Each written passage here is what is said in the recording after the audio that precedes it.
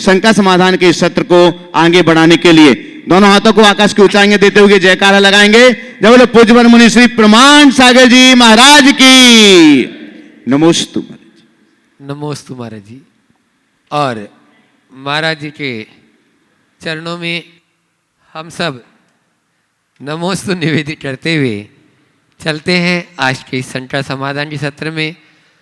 आप लोगों की प्रश्न की पर्चियाँ मैं लूँ उससे पहले आज ऑनलाइन भी मेरे पास में प्रश्न आया और पूज्य महाराज श्री जी आकाश जी जैन सिलचर से जो आप लोग नियमित सुनते हैं उनका प्रश्न है, दुख में एक उंगली स्वयं के आंसू पहुँचती है और सुख में 10 उंगलियां ताली बजाती है। जब हमारा स्वयं का शरीर ही ऐसा करता है तो हम दुनिया से क्यों गिला शिकवा करते हैं? कृपया शंका का समाधान देकर हमें अनुग्रहित करें। देखिए, मैं कहता हूँ ये बहुत अच्छा है और इससे हमें हमारी प्रकृति एक बहुत बड़ी प्रेरणा देती है। प्रेरणा क्या है? दुख को अकेले सह लो और सुख सबके साथ मिल के बात।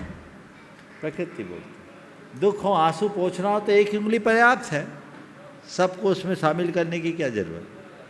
पर खुशी है सब मिल के ताली बजाओ। दुख सहने की चीज़ है और सुख बांटने की चीज़ है। हम दुख को सहे और सुख को बांटे। जब भी दुख आए अकेले भोगने के लिए राजी हो जाए और सुख की बात आए बांट बांट करके उसका आनंद लें। पूज्य श्री जी राजेश जी सरावगी कोलकाता से पूछ रहे हैं कि भूतकाल में लोग ज्ञान एवं धन के अभाव में दुखी रहते थे, आजकल ज्ञान एवं धन का अहम दुख का कारण हो रहा है, ऐसा क्यों? ज्ञान और धन के अभाव में लोग दुखी होते थे। आपने कहा है कि ज्ञान और धन के अहम में लोग दुखी हो रहे हैं। सच्चे अर्थों में आज भी जो लोग दुखी हो अपने अज्ञान के कारण ही हैं और अतीत में भी जो दुखी थे वो अपने अज्ञान के कारण ही थे। हमारे दुखों का मूल हमारे मन में पलने वाला अज्ञान। जब तक हमारे मन में अज्ञान पलता रहेगा हम दुखी बने रहेंगे। जहाँ तक पुराने समय और आज की बात है, ये बात सत्य है कि पुराने समय में लोगों के मन में ज्ञान पिपासा बहुत थी और धन की लालसा तो सदैव रही है। आज के समय में लोगों की ज्ञान पिपासा कम हो गई और तकनीकी के युग में लोगों को ज्ञान सुगमता से उपलब्ध भी होने लगा और आज धन की उपलब्धि भी लोगों को अपेक्षाकृत सहज हो गई। जब चीज़ें सहज होने लगती है तो उसका अभिमान भी बढ़ने लगता है। ये दोनों हमारे अज्ञान की परिणति है। जब हम इस अज्ञान से बाहर निकलेंगे तभी अपना कुछ बेहतर कर पाएंगे। अगला प्रश्न पार्थ जैन इंदौर। मुनिवर के चरणों में त्रिबार नमोस्तु, छुल्लक जी के चरणों में त्रिबार इच्छामि। महाराज जी, बड़े भाई छोटे भाई के प्रति बड़े भाई का कैसा व्यवहार होना चाहिए और बड़े भाई के लिए छोटे भाई का कैसा व्यवहार होना चाहिए? दोनों के मतलब रिश्ते कैसे होने चाहिए? बहुत अच्छा सवाल किया। दो भाइयों का आपसी रिश्ता कैसे होना चाहिए, है ना? छोटे का बड़े के प्रति और बड़े का छोटे के प्रति। मैं कहूँ छोटे को बड़े का बहुमान करना चाहिए और बड़े को छोटे का ध्यान रखना चाहिए। क्या बोला? छोटे को बड़े का बहुमान करना चाहिए और बड़े को छोटे का ध्यान रखना चाहिए। यदि बड़ा छोटे का ध्यान रखे और छोटा बड़े का बहुमान रखे तो अपने आप बड़े और छोटे दोनों मिलकर एक हो जाएंगे। तुमने पूछा है कि बड़े छोटे भाई का आपस में कैसा संबंध होना चाहिए, तो मैं कहूँगा भाई और भाई के बीच कैसा संबंध होना चाहिए, ठीक है वैसा ही जैसा राम और भरत के बीच का था। बस ऐसी भावना अगर मन में पल गई तो जीवन अपने आप अच्छा हो। जिनेश जी सिंगई कोई फिजा। अभी महाराज जी के चरणों में बारंबार नमोस्तु नमोस्तु नमोस्तु। सभी छुल्लक जी महाराज जी को इक्षामी इक्षामी इक्षामी। महाराज जी, इच्छाएं अनंत होती हैं परंतु हम लोगों के एक इच्छा खत्म नहीं हो पाती और दूसरी जन्म लेती है, तो हम अपनी इच्छाओं पे कैसे कंट्रोल करें? अपने अतीत के अनुभवों को सामने रखो कि आज तक की कोई इच्छा पूरी हुई क्या। इच्छा की पूर्ति इच्छा मुक्ति का साधन नहीं, इच्छाओं के नियंत्रण से ही इच्छा की मुक्ति हो। तो मैं कहूँगा कि अपनी शक्ति को अपनी इच्छा की पूर्ति में लगाने की बजाय अपनी शक्ति को इच्छाओं के नियंत्रण में लगा।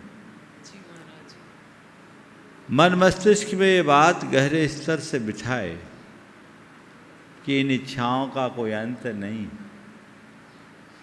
जितना जरूरी है उतना मुझे कर लेना है, बाकी अपने आप को इससे मुक्त रखना है।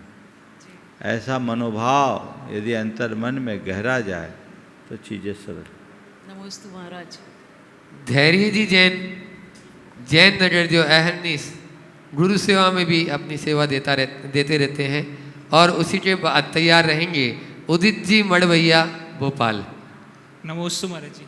महाराज जी, अक्सर हमारे अजैन मित्र जैन मुनि की चर्या के प्रति बेहद जिज्ञासु रहते हैं। महाराज जी, हम उन्हें बताते भी हैं तभी कोई संतुष्टिजनक उत्तर नहीं दे पाते। तो महाराज जी, आपके माध्यम से एक संतुष्टिजनक उत्तर मिले जिससे सभी लोग प्रभावित भी हो सकें। नमस्ते। देखिए, अगर कोई व्यक्ति जैन धर्म या जैन मुनि के विषय में कोई जिज्ञासा रखता है तो ये आपकी जिम्मेदारी है कि आप उसका सटीक समाधान दें और सही उत्तर दें। पर यह तभी संभव होगा जब आप उन्हें खुद समझें। जब तक आप चीज़ों को खुद नहीं समझेंगे, औरों को कैसे समझा पाएंगे। इसलिए मैं तुम्हारे प्रश्न को आधार बनाकर इस बात पर प्रकाश डालता हूँ, जब कभी भी जैन मुनि की बात आए, कोई पूछे कि तुम्हारे जैन मुनि कैसे होते हैं, तो उन्हें बताओ कि दिगंबर जैन मुनि 24 घंटे में एक बार आहार पानी ग्रहण करते हैं, हमेशा ऐसे ही निरावरण रहते हैं, सर्दी गर्मी बरसात सब प्रकार की बाधाओं को सहजता से जीतते हैं, पूरे जीवन पद विहार करते हैं।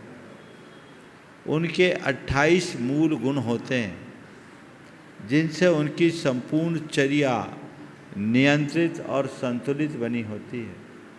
वे अपनी चर्या की मर्यादा में बंधे रहते हैं। 2 माह से 4 माह के मध्य वे अपने ही हाथों से केशों का लुंचन करते हैं और त्याग तपस्या में अग्रणी रहते हैं।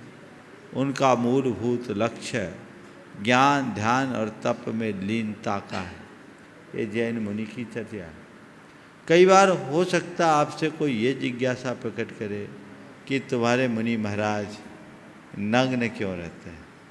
शायद इसका उत्तर आप लोग नहीं दे पाते हो। मैं आपसे कहता हूँ, कोई भी आपसे पूछे और या कहे कि तुम्हारे महाराज नग्न क्यों हैं, तो उनसे कहो कि हमारे महाराज नग्न नहीं दिगंबर।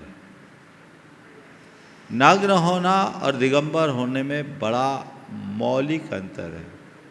नग्न वह है जो निर्वस्त्र है और दिगंबर वह है जिसने दिशाओं को ही अपना अंबर यानी वस्त्र बना लिया। समझ। एक बार एक पत्रकार ने मुझसे पूछा, महाराज आप नग्न क्यों हैं? मैंने कहा, किसने कहा हम नग्न हैं? महाराज आपने तो कपड़े नहीं पहने। ठीक, कपड़े भले नहीं पहने पर मैंने भी कुछ पहन रखा, आप उसे देखिए। महाराज कुछ दिख तो नहीं है, बस देखिए मैंने भी पहना है। अरे क्या है? बोले अंतर है आपके और हमारे वस्त्रों में। आपने तंतुओं के वस्त्र पहना है, हमने दिशाओं को वस्त्र बना लिया। आप हमें नग्न मत समझे, हम दिगंबर। नग्न तो भोगी विलासी भी होता है। हमें प्रकृति ने जो चर्म दिया यही हमारा वस्त्र है। अपनी प्रकृतिगत मर्यादा के साथ जीना दिगंबरत्व की सबसे बड़ी विशेषता है। तो जब कभी ऐसी बात आए तो आप कहें कि हमारे मुनिराज दिगंबर, उन्हें नग्न मत समझो और उनसे कहो कि मेरे साथ चलो, उनके पास बैठो। तुम्हें बैठने के बाद अपने आप समझ में आ जाएगा कि किसी नग्न व्यक्ति के पास बैठे हो या अपनी आध्यात्मिक मस्ती में मगन किसी साधु की शरण में आए। सोच बदल जाए। तो लोगों के अवधारणा को समझाए और उन्हें बताए कि दिगंबर परंपरा अनादिकालीन परंपरा है। वेदों में भी वात रसन और वात वसन मुनि होते थे, समझ गए। निर्गंथ कहलाते थे, वे दिगंबर कहलाते थे। पुराणों में भी दिगंबरों की बड़ी गहरी चर्चा है। तो जहाँ दिगंबर साधु दिख जाए वहाँ लोग मंगल मानते थे। ऐसा कहा जाता है कि जब महाभारत का युद्ध छिड़ने को हो गया, श्री कृष्ण अर्जुन के रथ को लेकर के जा रहे थे। एक पहाड़ी में एक दिगंबर मुनि महाराज ध्यान मग्न अवस्था में दिख गए। तब श्री कृष्ण ने अर्जुन से कहा, अर्जुन अब मत घबरा, अब मत घबरा, गांडी वस्त्रम करे कुरु, अपने धनुष बाण को अपने हाथ में लो, आगे चलो। सर्वा विजयमयी यात्रा निर्गंथो अत्र दृश्यते। हमारी यात्रा पक्की है क्योंकि हमारे सामने निर्गंथ के दर्शन हो रहे, इसलिए कुछ सोचने की बात नहीं है। तो दिगंबर मुद्रा को इतना अधिक महत्व और मूल्य हर युग में मिलता रहा है। इसलिए जब कभी कहीं बात हो, हम दिगंबरत्व को इसी रूप में प्रतिष्ठित और प्रतिपादित। उदित जी मड़ भैया। नमोस्तु महाराज जी। महाराज जी, मेरा प्रश्न ये है कि अभी कुछ दिनों पहले जो ग्वालियर में जो मंदिर है हमारे गोपाचल पर्वत पे, वहाँ पे जो एएसआई, वहाँ पे एएसआई का रेगुलेशन है और वहाँ पे जो नॉन जैन है वो वहाँ पे जाते हैं और जो प्रतिमा सारी दिगंबर हैं उसका मजाक उड़ाते हैं, अभद्र चीज़ें होती हैं और उसको सोशल मीडिया पे भी डालते हैं। और बाद में रिस्पॉन्स में उसी में वो कहते हैं कि हमसे गलती हो गई, हमें पता नहीं था कि ये जैन भगवान दिगंबर भगवान की प्रतिमा थी। अब जो एएसआई रेगुलेटेड एरिया है वो वहाँ पे अपने जैनों की कोई रेगुलेशन नहीं है और सारा भरोसा एएसआई पे, पर एएसआई भी वहाँ कुछ नहीं करती है। तो इसमें क्या किया जा सकता है कि वहाँ पे जो रेगुलेशन है वो अपनी समाज की हो। नमस्ते। देखिए, ये भारतीय व्यवस्था ऐसी है कि जो चीज़ें एएसआई के अंतर्गत है, पुरातत्व विभाग के अंतर्गत है, उसे हम लोग ले नहीं सकते, बाध्यता है। लेकिन हम लोगों को चाहिए कि हम उस विभाग के लोगों को कहें कि यहाँ हमारी आस्थाएं जुड़ी है, ये हमारे पूज्य प्रतीक है, केवल दर्शनीय मॉन्यूमेंट नहीं है। हम इनकी पवित्रता को सुरक्षित रखें, इनकी मर्यादा को सुरक्षित रखें और इसके लिए सरकार से हमें पूरी तरह से संपर्क साधना चाहिए, लिखा पढ़ी करना चाहिए और इस बात के लिए सुनिश्चित कराना चाहिए कि यहाँ कोई भी व्यक्ति आए तो हमारी व्यवस्था के अनुकूल आए, हमारी मर्यादाओं के अनुकूल आए, हमारी पवित्रता के अनुकूल आए। और भी अनेक धर्मों के ऐसे धार्मिक स्थान जो एएसआई के अंतर्गत है और जिनका पूरा मैनेजमेंट और प्रबंधन उनके माध्यम से होता है, वहाँ पवित्रता को बनाया जाता है। मेरे ख्याल से फतेहपुर सीकरी जैसी जगह भी ऐसी ही है, लेकिन वहाँ लोग अपनी पवित्रता को ध्यान में रखते हैं। ऐसी ही पवित्रता यहाँ भी सुनिश्चित होनी चाहिए और इसके लिए पूरे देश भर की समाज को, मुझे नहीं मालूम तुम जो बोल रहे, कुछ वर्ष पहले इस तरह की बात आई थी, पर जैसी मुझे सूचना है वो नियंत्रित हो गया था। अब नया कोई मामला आया है तो मुझे नहीं मालूम, नया मामला आया तो इसकी पुनरावृत्ति ना हो, इस पर रोक लगानी चाहिए और सरकार से और इससे हर स्तर पर बात करना चाहिए। नमोस्तु महाराज। एडवोकेट अभिराज जी जैन, ओम। गुणायतन ट्रस्टी। पूज्य मनीश्री के चरणों में बारंबार नमोस्तु। विराजमान क्षुल्लक श्री के चरणों में इच्छामि। गुरुदेव, निंदा का शब्द बहुत छोटा है, निंदा शब्द बहुत छोटा है, तो गुरु महाराज श्री इसे करने से और कराने से कैसे बचें? देखिए, निंदा सबसे निंदनीय कर्म, जो निंदा करता है उसका जीवन निंदनीय हो जाता, समझ। पर लोग आदतन ऐसा करते। हमें इससे बचने के लिए 4 उपाय करना चाहिए। निंदा करना और निंदा सुनना, निंदा में रस लेना, ये सब एक दूसरे के पर्याय है। अगर आप चाहते हैं कि हम निंदा से बचें, तो पहली बात संकल्प लें कि मुझे निंदा से बचना है। इसका एक ही सूत्र है, दोष वादे च मौन। कहीं किसी के दोष की बात आए वहाँ मौन, समझिए। दूसरी बात, गुणग्राही दृष्टि रखें। आदमी के गुणों के प्रति अनुराग रखें। हम जब लोगों के प्रति गुणानुराग रखते हैं तो हमारी निंदा की बात अपने आप कम हो जाती। तीसरी बात, हम अपनी सोच को सकारात्मक बनाएं, नकारात्मकता से बचें। यदि हमारी सोच सकारात्मक होगी तो हर व्यक्ति में हमें अच्छाई दिखेगी, बुराई नहीं दिखेगी। और जब बुराई ही नहीं दिखेगी तो हम किसी की बुराई देखना या सुनना कैसे संभव होंगे। और चौथी बात, हम अपनी लाइन को लंबी करने की कोशिश करें ताकि दूसरों से प्रतिस्पर्धा, ईर्ष्या और द्वेष की भावनाएं उत्पन्न न हो। दूसरों की लाइन छोटी करने की में ताकत खपाने की जगह अपनी लाइन लंबी करने का अभ्यास हम कर लें तो शायद ज़्यादा बेहतर परिणाम दे सकें। नमोस्तु महाराज श्री। सुनील जी, पब्लिशर्स, लाल जाटी। महाराज श्री के चरणों में त्रेबार नमोस्तु। क्षुल्लक महाराज के चरणों में इच्छामि। महाराज जी, हम सब ने एक वहम पाल रखा है कि सब कुछ हमने संभाल रखा है। महाराज जी, प्रश्न ऐसा है कि सरल होना कठिन है, सरल होना कठिन है और सरल होकर सुनना कठिन है। सुनना कठिन है और सुनकर उसको सहन करना कठिन है, और सहन कर कर उसको बुनना कठिन है, और बुनकर उसको कहना कठिन है। महाराज, 4 शब्द सरल जरूर है, पर चारों शब्द जो सरल जरूर है, पर महाराज चारों शब्द पाल नहीं पाते। ना सुन पाते हैं, ना सहन कर पाते हैं, ना बुन पाते हैं, ना कुछ कह पाते हैं। बस महाराज, ये शब्द कैसे संभले? बहुत सुंदर बात आपने कही। सरल शब्द सुनना सरल, सहना कठिन, गुनना कठिन और कहना कठिन है। मतलब कहना कठिन है, सहना कठिन है, गुनना कठिन।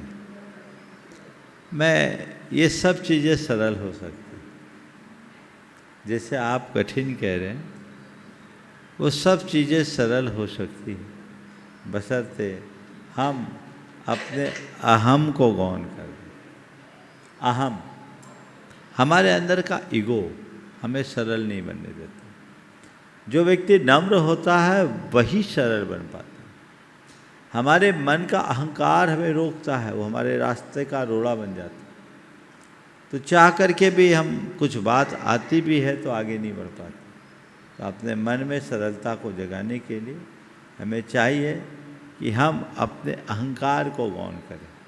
जो जो अहंकार बढ़ता है त्यों तो कुटिलता भी बढ़ती है, और जो जो व्यक्ति विनम्र होता है त्यों तो सरलता आती है। दोनों चीज़ें साथ चलें। बस नमोस्तु महाराज। हाँ अभिजीत। हाँ, मेरा एक निवेदन था महाराज जी। आज विजय जी पाटनी पब्लिशर जो हैं और अभिषेक जी जो हमारे गुणायतन ट्रस्टी हैं, ये दोनों आज स्कूल के चुनाव में भारी मतों से विजयी हुए हैं, और सबसे ज़्यादा मत तो सुनील पब्लिशर्स जी को मिला है इसमें। तो हमारा एक गुरुदेव ये था कि एक तो इनका स्कूल को किस तरह से चलाना चाहिए, किस तरह से आगे बढ़ाना चाहिए, थोड़ा सा इनको थोड़ा सा बताइए। हालांकि अनुभवी है, अच्छा, अगर इनको अगर पहले तो जो व्यवस्था फैलती है वो खत्म हो। देखो, खंडेलवाल सभा की ओर से इनका आज सम्मान भी करना चाहते हैं हम इनका यहाँ। देखो, पहली बात तो चुनावी घमासान तो घमासान होता है, जो भी होना है हो गया। और मैंने देख लिया कि 15 दिन तो पूरा चौंक इसी में रमा हुआ था। सब भूल गए कि आगे महावीर जयंती का भी कार्यक्रम है, लेकिन तुम लोगों ने अपनी महावीर जयंती दूसरी बना ली। सबसे पहले तो मैं ये कहूँगा कि इस चुनाव को जीत हार से नहीं जोड़ना चाहिए, इसे एक प्रक्रिया मानना चाहिए। हम चुनाव जीते उसे हराए, ये शब्द ही गलत है। किससे लड़े हम? अपनों से लड़ेंगे। सब तो अपने हैं, अपने आप से लड़ेंगे। और लड़ाई है कि कोई युद्ध था क्या? ये तो एक दायित्व है, किसी को दिया है या मिला है, उसका चयन हुआ, लोगों ने उसे पसंद किया, ठीक है, एक जिम्मेदारी तुम्हें मिली।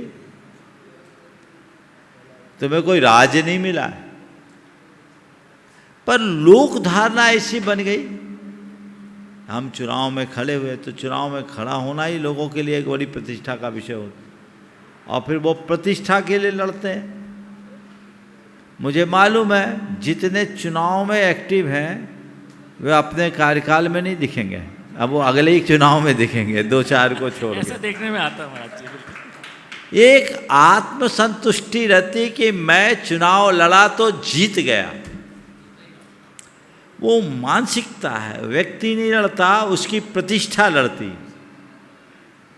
तो ये जो सोच है, इस सोच से ऊपर आना चाहिए।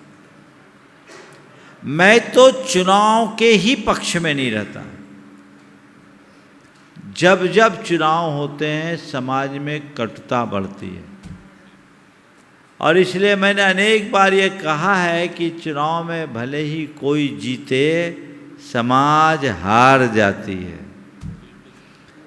तो पहला मैं तो ये कहूँगा कि जो भी पक्ष है, आप सबके शब्दावली में विजयी हुआ है, मैं इसको जीत हार से अलग देखता हूँ। मैं सुधारता हूँ, जिस भी पक्ष को चुना गया है वो पहला काम ये करे कि अपने ही भाइयों से अपने संबंधों को सामान्य बनाए, द्वेष की गांठ मन में ना आने दे। धर्म और समाज के क्षेत्र में काम करते समय यदि हमारे मन में द्वेष पनपे तो इससे बुरा और क्या होगा।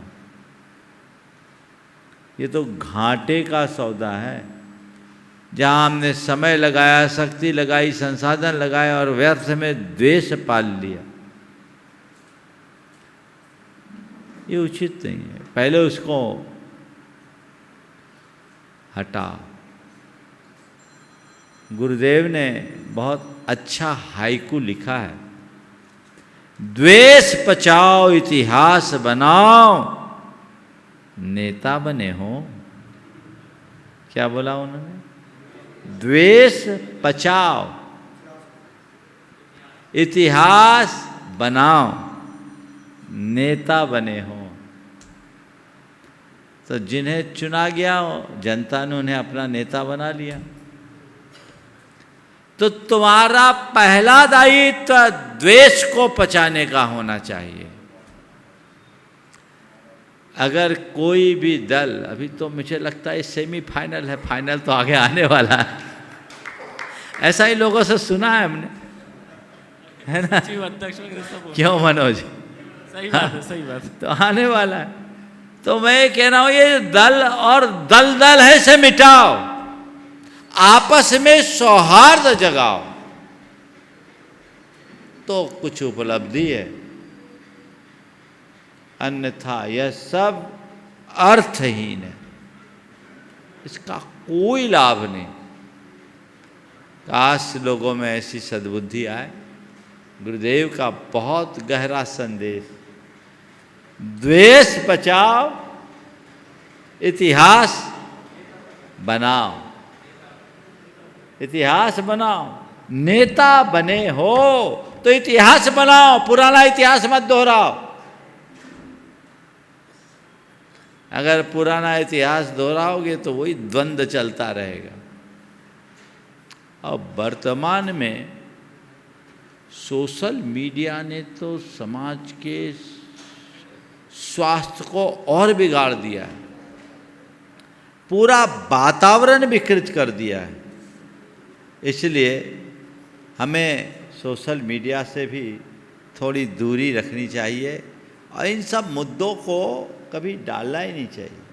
क्या अच्छा हो जब लोगों में जागरूकता है और कोई भी कहीं भी चुनाव हो और ऐसे लोग अगर अपनी बातें सोशल मीडिया में एक दूसरे की आलोचना प्रत्यालोचना के रूप में लिखे तो लोग उसका बायकॉट करना शुरू कर दे कि तुम समाज के हितैषी नहीं कहला सकते, जो समाज में जहर फैलाता है वो समाज का हितैषी कैसे, हम तुम्हारा समर्थन नहीं करेंगे। एक जगह के भी लोग अगर ऐसा आदर्श उपस्थित कर दे सबकी खटिया खड़ी हो जाए, फिर कोई हिम्मत नहीं करेगा। लेकिन मैं देखता हूँ तालियां बजा दोगे, बातें कर लोगे और जब मौका आएगा तो तुम भी उसी को फॉरवर्ड करोगे। सोच बदलिए, हम जा कहाँ रहे हैं, इसके लिए सबसे बड़ी आवश्यकता है हर व्यक्तियों को आत्मदृष्टि से जुड़ने की। आप लोग धर्म और समाज के क्षेत्र में काम करते हो पर सब अज्ञान में जीते हो, सब के सब आत्ममुग्धता में जीते हैं। सच्चे अर्थों में कहूं तो तुम धर्म की बात करते हो पर तुम्हारे जीवन में अभी धर्म की शुरुआत ही नहीं हुई, तुमने धर्म को जाना ही नहीं। काश धर्म के मर्म को जाना होता तो इस प्रकार के छल प्रपंच धोखा धड़ी में विश्वास ही नहीं रखते। जानो अपनी आत्मा को, आत्मज्ञान के साथ जुड़कर यदि कोई अच्छा काम करोगे तो तुम्हारे मन में अलग ही परिणाम होंगे। फिर तुम कर्तव्य के भाव से काम करोगे, कर्तृत्व के अहंकार से नहीं। ठीक है, लोग मुझे जिम्मेदारी देंगे, मैं बखूबी निभाऊंगा, नहीं है तो मैं रचनात्मक सहयोग करूंगा। बस यही तो काम होना चाहिए। लोकतांत्रिक प्रक्रिया को बनाए रखने के लिए व्यवस्थाएं करनी पड़ती, पर उसका स्वरूप बदलना चाहिए। समाज से द्वेष मिटना चाहिए। बहुत अच्छी बात है। तो मैं जो टीम आई है, अभी तो तुम दो ही दिख रहे हो यहाँ, आने वाले हैं, ठीक है, थकान मिटा रहे होंगे अभी ये बहुत मशक्क़त का काम है, ठीक है। मैं उनसे यही कहूँगा कि पहला काम द्वेष मिटाना, समाज को रचनात्मक दिशा में लेकर के जाना, तो ये बड़ी उपलब्धि होगी। महाराज जी, दो पंक्ति याद आ गई इस बात में। जिसने दुनिया को जीता वो दुनिया से चला गया, और जिसने स्वयं को जीता वो दुनिया में रह गया।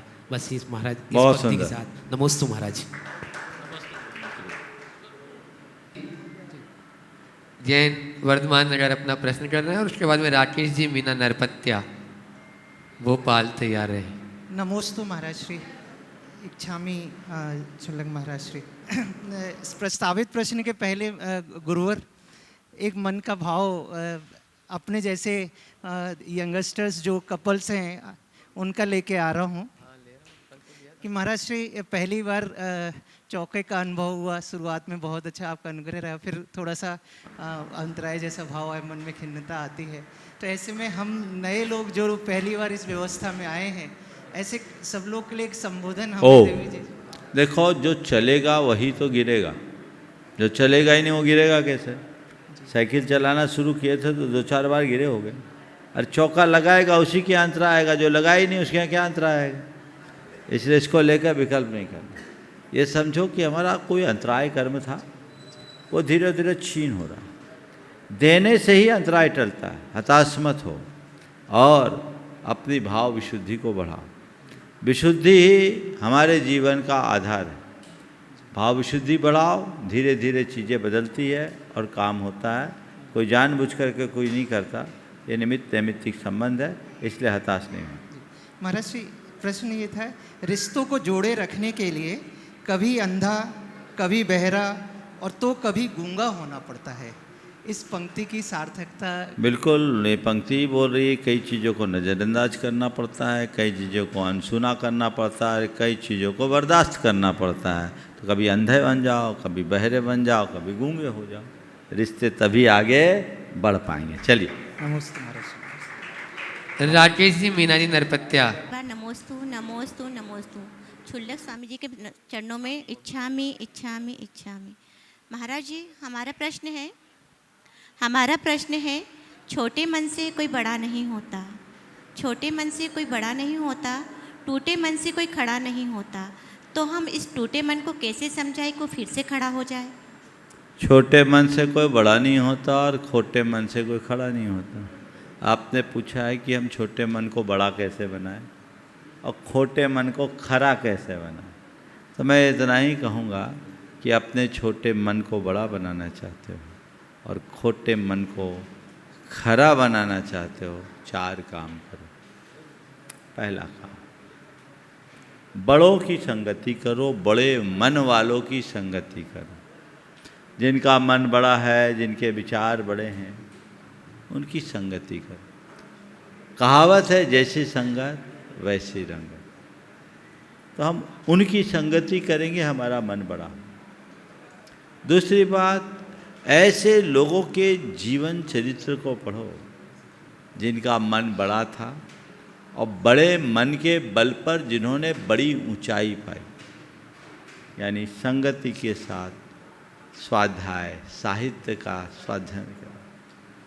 तीसरी बात, अपने मन को बड़ा बनाने के लिए हमेशा कुछ आत्म सुझाव अपने आप को दो कि मुझे सही सोचना है, मुझे सुंदर सोचना है, सही सोचना है, सुंदर सोचना है। इस भाव से अपने कुछ सुझाव, तो अपने मन में एक संकल्प जगेगा कि नहीं, मुझे सही और सुंदर सोचना है। और चौथी बात, जिनका मन खोटा है, जिनकी सोच छोटी है, उनसे सुरक्षित दूरी बना। नमस्ते महाराज जी, नमस्ते। सुनील, मोनिका जी, जैन, वर्धमान नगर, और उसके बाद में तैयार रहेंगे विनोद जी, बबीता जी, एमपीटी परिवार। 1008 श्री भगवान महावीर स्वामी की जय। मुनि श्री के चरणों में 3 बार नमस्तु, छुल्लक जी के चरणों में 3 बार इच्छामि। गुरु जी, हम ऐसा क्या करें, अभी हमारी 2 प्रतिमा हैं और हम और मोक्ष मार्ग के रास्ते पर आगे कैसे बढ़ें और हमें क्या करना चाहिए? गुरु जी, आपका गंधोदक हमें नहीं मिल पाया, आपकी जाने का थोड़ा हमें मार्गदर्शन दे महाराज। देखो भाई, आप बहुत अच्छी बात है कि आप 2 प्रतिमा के व्रत पाल रहे। बस एक ही लक्ष्य रखो कि जैसे जैसे मेरे दायित्व पूरे हो, मुझे आगे बढ़ना है। और 2 से 7, 2 से 5, 5 से 7, 7 से 11, फिर उसके आगे लक्ष्य तो हमारा ही रखना चाहिए। जहाँ तक लाभ नहीं मिल पाया तो हम भी क्या करें भाई, मौका तो हमने सबको दिया, जिसका जिसका योग बने वही होता। एक बात आप सबको बता दूं, मुझे खुद पता नहीं होता कि आज मुझे कहाँ जाना है। ये निमित्त नैमित्तिक संबंध है, इन बातों का कभी विकल्प नहीं करना चाहिए। मैं सबसे आहार ले लेता हूँ, इससे ज़्यादा और क्या आप लोगों के लिए दे सकता हूँ बोलो? सबके घर तो जाना संभव नहीं है। किसी भी एरिया में, किसी भी कॉलोनी में जाओ तो इतने सारे लोग हैं, तो कुछ बच ही जाएंगे। पर जितना हम लोग रुकते, अपेक्षाएं बढ़ते जाती। आए हम 1 दिन के लिए थे, हो गया 1 सप्ताह। और अभी का समय तो ब्याज में, बोनस में मिल गया, एकदम से छूटती गाड़ी रुक गई। अभी हमें होना कहीं और था। तो ये भाग्य है। इसलिए कभी इन बातों से हताश मत हो। किसी ने किसी का लाभ तो मिला, और आहार आपने दे ही लिया। मैं आपके माध्यम से सबको बोल रहा हूँ, क्योंकि ये समस्या सबको है। हमने दे लिया, और कहीं भी मौका ले लेना, समझ गए? उन्हीं जैसी चर्या में यह चित्त सदा अनुरक्त रहे को याद रख। महाराज जी मेरा प्रश्न है गुरुदेव, जो भयभीत होता है वह खुद हिंसक है, क्योंकि वह दूसरे के पर के परिणामों को, जो भयभीत करता है वह हिंसक है क्योंकि वह पर के परिणामों को कुलसित करता है, लेकिन वह खुद स्वयं भयभीत होकर भी हिंसक है, ऐसा क्यों? देखिए, जो भयभीत करता वो हिंसा करता है, लेकिन मैं एक दूसरे शब्दों में कहूँ, जिसके मन में खुद भय होता वही दूसरों को भयभीत करता है। समझ गए? दूसरे को डराने के लिए, डर दिखाने के लिए लोग आंखें टेढ़ी करते हैं। समझ गए? तो इसके मन की दुर्बलता है। डर अहंकार के कारण प्रकट होता है। मेरा कोई नुकसान ना हो, मेरा कुछ छूट ना जाए, मेरी कोई क्षति ना हो जाए, ये मनोभावना है। व्यक्ति जब आत्मदृष्टा बन जाए, आत्मा के साथ जुड़ जाए, तो चीज़ें बदल जाए। नमोस्तु गुरुदेव। बबीता विनोद जी एमपीटी परिवार रहेंगे। गुरुवर के चरणों में एमपीटी परिवार का नमोस्तु नमोस्तु। क्षुल्लक महाराज जी के चरणों में इक्षामी इक्षामी। गुरुवर, मेरा प्रश्न ये है, शाश्वत भूमि शिखर जी टोंकों से मोक्ष पधारे अनंत सिद्ध परमेष्टि भगवान की संख्या कैसे आधारित है? वह सभी साथ में मोक्ष पधारे अथवा किस किस समय पर गए? देखो, इतने मुनि कभी भी मोक्ष एक साथ नहीं पधार सकते। 6 महीने 8 समय में 608 से ज़्यादा को मोक्ष नहीं मिलता, और एक साथ एक समय में जाए तो 108 से ज़्यादा नहीं। ये जो मोक्ष है ऋषभ देव से महावीर पर्यंत वर्तमान तीर्थ काल में, समझ गए, तो बहुत लंबा कालखंड, और ये सब भगवान की वाणी में निश्चित हुआ। सिर्फ भावनाएं व्यक्त करना चाहता हूँ गुरुवर। हाँ, आपके चरण कमल पड़ते ही ये वर्धमान नगर वर्धमान धाम हो गया। गुरुवर, गत 8 दिवस से समस्त मुनि संघ एवं आपकी मंगल देशना से यहाँ जो वर्गणाएं फैली हैं, निश्चित रूप से 8 दिन यहाँ पर महामहोत्सव और धर्म का वातावरण है। मैं आपसे अपने पूरे वर्धमान नगर की ओर से कृतज्ञता के साथ में इस उपकार को शब्दों में तो नहीं पिरो सकता, बस ये भावना भाता हूँ कि ऐसा आप यहाँ मंगल आशीर्वाद दे कि ये महा महोत्सव और ऐसा धर्म का वातावरण हमको युगों युगों तक आगे भी प्राप्त होता रहे, यही भावना है। नमस्ते गुरु। बहुत सुंदर, ये वर्धमान नगर का सौभाग्योदय हो गया। आप मंदिर बनने दीजिए, और आप सब लोग मिलजुल करके इसे वो स्वरूप दीजिए कि यहाँ आने वाले हर साधु की ये पहली पसंद बन जाए। ये प्रयास करें, इस संभावना है। और मुझे लगता है समाज भी धीरे धीरे विकसित होगी और अच्छी संख्या होगी, मंदिर भी भव्यता से बने, और मैं समझता हूँ उसकी शुरुआत हो गई। आज देखो, भगवान टीन सेट से हट कर के कम से कम छत के नीचे तो आ गए। अब आपने भगवान को सही उच्चासन दिया है, तो ये बहुत अच्छा होगा आगे। और मैं तो यही कहूँगा कि आप लोगों को अब अपनी तत्परता दिखानी है, अपनी जिम्मेदारी निभानी है। यहाँ की व्यवस्था ऐसी उत्तमोत्तम व्यवस्था बना दीजिए कि सब चीज़ें अपने आप सहज हो जाए और काम हो जाए, और आप ही के मंगल आशीर्वाद से यहाँ पर प्राण प्रतिष्ठा हो, यही बहुत भावना भाव। देवांश जैन एसोसिएट गार्डन अपने साथियों के साथ में। त्रय मुनि राजों के श्री चरणों में अनंतो बार नमोस्तु नमोस्तु नमोस्तु। सभी क्षुल्लक जी महाराज श्री के चरणों में अनंतो बार इक्षामी इक्षामी इक्षामी। महाराज श्री, मेरा प्रश्न यह है, एक भक्त के जीवन में कैसे गुरु होना चाहिए और एक गुरु के जीवन में कैसे भक्त होना चाहिए? नमोस्तु महाराज। भक्त के जीवन में गुरु कैसा होना चाहिए और गुरु के जीवन में भक्त कैसा होना। देखिए, गुरु के साथ कई तरह के संबंध होते हैं। एक भक्त बनने का और दूसरा शिष्य बनने का। समझ गए?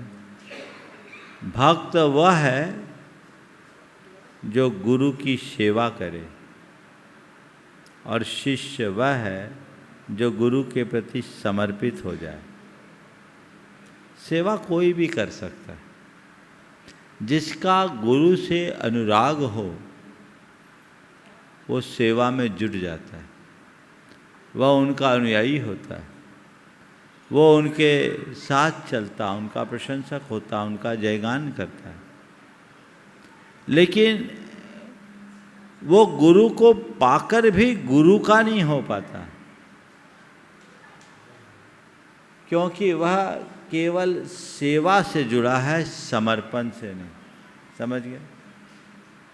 लेकिन शिष्य बहुत आगे का होता है, वह केवल सेवा तक सीमित नहीं रहता, सेवा के साथ समर्पण से जुड़ता है।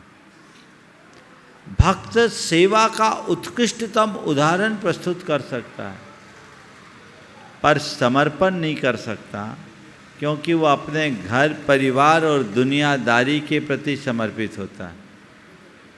लेकिन शिष्य वह होता है जो सब कुछ अर्पित कर देता है। समझ गए? तो मैं गुरु शिष्य के संबंध को सर्वश्रेष्ठ संबंध मानता हूँ। गुरु भक्त या गुरु सेवक का संबंध कॉमन संबंध, समझ गए? तो जो गुरु के गुणों में अनुराग रख करके उनकी सेवा करे वो भक्त है। भक्त भी जरूरी है, भक्त नहीं होंगे तो व्यवस्था कैसे चलेगी, उनका काम प्रशंसनीय है। लेकिन भक्त से ऊंचा स्थान शिष्य का है, जो समर्पित रहे, अपनी इच्छा शक्ति को गुरु के चरणों में अर्पित कर दे, अपनी निर्णय शक्ति को गुरु के चरणों में अर्पित कर दे, अपनी समझ शक्ति को गुरु के चरणों में अर्पित कर दे, अपनी संकल्प शक्ति को गुरु के चरणों में अर्पित कर दे, वह शिष्य होता है जिसका सर्वोत्कृष्ट समर्पण होता है। तो वैसा शिष्य हो, और उसके गुरु जो खुद अध्यात्म में डूबे रहे और लोगों को अध्यात्म का रस बांटे, जो ज्ञान ध्यान तप में लीन रहे और लोगों को ज्ञान ध्यान तप में लवलीन करे, वो गुरु। नमोस्तु महर्षि, नमोस्तु। मनोज जी बांड्रा अपनी पूरी टीम के साथ में, और उसके बाद में अविनाश जी पत्रकार तैयार नहीं। नमोस्तु महर्षि, नमोस्तु। पूज्य प्रमाण सागर जी महाराज के चरणों में बारंबार नमोस्तु। मुनि संघ के चरणों में बारंबार नमोस्तु। छुल्लक जी महाराज के चरणों में बारंबार इच्छामि इच्छामि इच्छामि। महाराज श्री, सर्वप्रथम तो महावीर जयंती का अवसर है। बोलो बोलो। महावीर जयंती का अवसर है, इसके लिए हमें आपका सानिध्य और मार्गदर्शन दोनों प्राप्त हो, ऐसी आपके चरणों में बारंबार प्रार्थना है। महाराज श्री, अभी आपके मुखारबिंद से सोशल मीडिया के संबंध में कुछ चर्चा आई थी। अभी हमारे दिगंबर विद्यालय समिति का एक चुनाव हुआ, उसमें मुझे ऐसा लगता है कि जो चुनाव परिणाम आए उससे ऐसा प्रतीत होता है कि जैसी आपकी बात थी, सोशल मीडिया से लोगों ने त्रस्त होकर के भी लोगों ने वोट दिया है, और जिस पैनल को हम लोग सपोर्ट कर रहे हैं उस पैनल को बहुतायत मत प्राप्त हुए हैं। महाराज श्री, चूँकि भोपाल राजधानी है और प्रदेश भर के अलग अलग हिस्सों से कहीं ना कहीं कोई काम निकलते रहते हैं, और पंचायत ट्रस्ट इन कामों को जितना प्रयास होता करती है। महाराज श्री, आपके चूँकि आपका प्रवास है और भोपाल में आपका प्रभाव है, आपसे सब परिचित हैं, आप सबसे परिचित हैं। एक निवेदन है पंचायत कमेटी ट्रस्ट के अध्यक्ष के होने के नाते कि ऐसा कुछ हो कि जितने लोग भी सोशल मीडिया पे काम करते हैं उनके लिए एक दिन संघ का समाधान हो, और ऐसा उनके किसी को भी पंचायत कमेटी ट्रस्ट या मेरे से व्यक्तिगत कोई राग दोष हो, उनसे मैं इस मंच के माध्यम से, इस कार्यक्रम के माध्यम से क्षमा चाहता हूँ कि अगर मेरे किसी भी कारण से उनको किसी भी तरह का कोई क्लेश पहुँचा हो, मैं क्षमा चाहता हूँ। और इस सारी प्रक्रिया को समाज हित में आगे बढ़ाएं, ऐसा कुछ प्रयास हो आपके माध्यम से। देखो, बहुत अच्छा भाव प्रकट किया है, बहुत अच्छा भाव प्रकट किया है। महावीर जयंती हो जान दो, एक दिन समाज का सामूहिक प्रतिक्रमण हो जाए, जिसकी आज बहुत ज़रूरत है। ये प्रतिक्रमण जो हमारी चित्त की शुद्धि करे, हमारे मन को निर्मल बनाए, वो प्रयास करना चाहिए। अभी तो हमारे सामने महावीर जयंती, इसे भव्याति भव्य तरीके से सभी को संपन्न कराना है। कल से ही कार्यक्रम की शुरुआत है। प्रातःकाल हम लोग कल चौक के जिनाले में पहुंचेंगे और एक बड़ा सुयोग बनेगा अपने ही अनुज विमल सागर जी और अनंत सागर जी के साथ। कल हम लोगों का मिलना भी होगा चौक में। कल हम लोग पूरे दिन रहेंगे और कल शाम का महाराज श्री, चूँकि अभी हमारे कमेटी के कुछ लोग मुख्यमंत्री महोदय से मिलने गए थे, तो उन्होंने महावीर जयंती के दिन 3 बजे का समय दिया है। साथ ही साथ अभी आदरणीय प्रहलाद पटेल जी का भी संदेश आया था, वहाँ भी लोग मिलने गए थे। तो उन्होंने पूरा अपने बंगले का स्थान दिखाया और कुछ उन्होंने सफाई आदि व्यवस्था करके, और उनका ऐसी भावना है, उन्होंने निवेदन किया है, उन्होंने अपना जो कार्यक्रम था उसको भी आगे बढ़ा दिया है कि महाराज श्री का संघात समाधान कल का अगर हो वहाँ पर, वो पूरी चर्या वहाँ पे चाहते हो कल शाम को ऊपर रात्रि आदि की, तो जैसा आपका आशीर्वाद हो वो आशीर्वाद मांग रहे हैं, और जैसे आपकी भावना हो वैसा। नमस्ते महाराज। बहुत अच्छी बात है, ये कार्यक्रम तो होना ही, तो मैं बता देता हूँ जो आप लोगों ने कार्यक्रम निर्धारित किया है।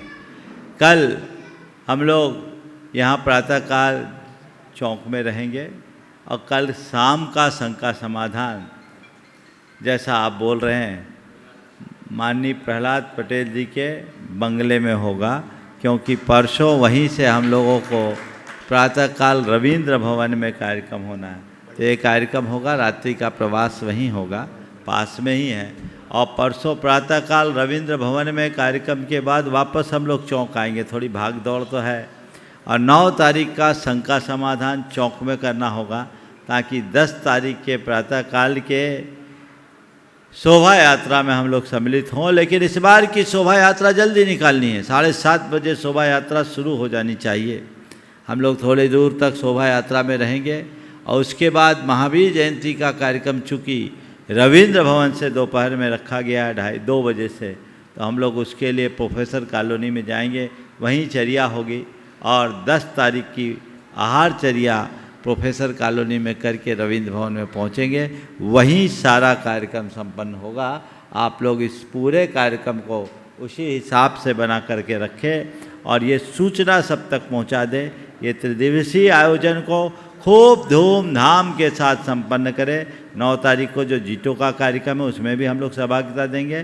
तो ये कार्यक्रम त्रिदिवसीय 3 दिन में तीनों अलग अलग स्थानों में होगा। आप सब उसका लाभ लें, और कल प्रातःकाल का प्रवचन चौक मंदिर में होगा। बोलिए परम पूज्य आचार्य गुरुवर श्री विद्यासागर प्रहलाद जी पटेल की बहुत भावना थी, वो बहुत हम प्रारंभ से जुड़े हुए हैं, और उन्होंने विशेष अनुरोध किया है, इसलिए उनके अनुरोध को हम लोग स्वीकार करें। महाराज श्री एक अवसर और बन रहा है उस दिन हम सबके सौभाग्य से कि पूज्य आचार्य भगवान के आशीर्वाद से आपको, उनके कर कमलों से आपको दीक्षा प्राप्त हुई थी। तो भोपाल वासियों को उस अवसर को पूज्य निर्भय सागर जी महाराज के मार्गदर्शन में मनाने का आशीर्वाद दें, और हम सबको महाराज श्री ऐसा मार्गदर्शन दें कि अरे बोलो ना, दीक्षा लेनी है तो आ जाओ। बोलिए परम पूज्य आचार्य गुरु विद्यासागर।